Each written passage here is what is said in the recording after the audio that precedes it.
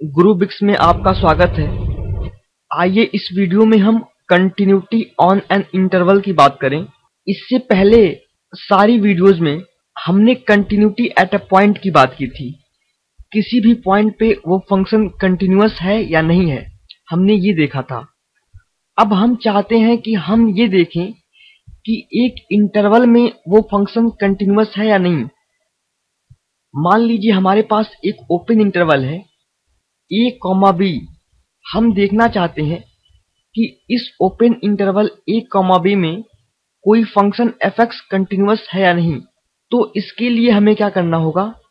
इसके लिए हमें a और b के बीच में आने वाली सारी पॉइंट्स पर कंटिन्यूटी चेक करनी होगी, और अगर वो सारे पॉइंट्स पर कंटिन्यूअस है तो हम कहते हैं कि वो जो फंक्शन है fx वो ओपन इंटरवल a, b में कंटिन्यूअस है।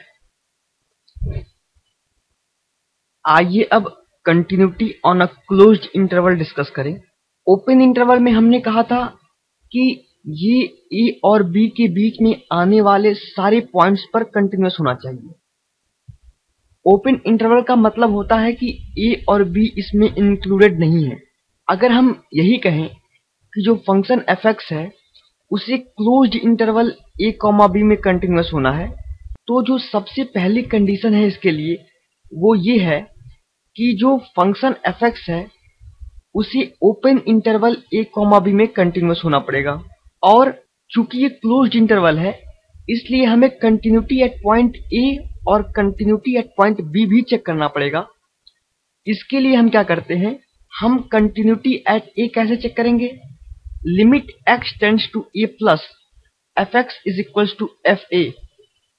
दैट मीन्स ये जो लिमिट है वो किसके बराबर होनी चाहिए? fa के। Similarly limit x tends to b minus fx is equals to fb।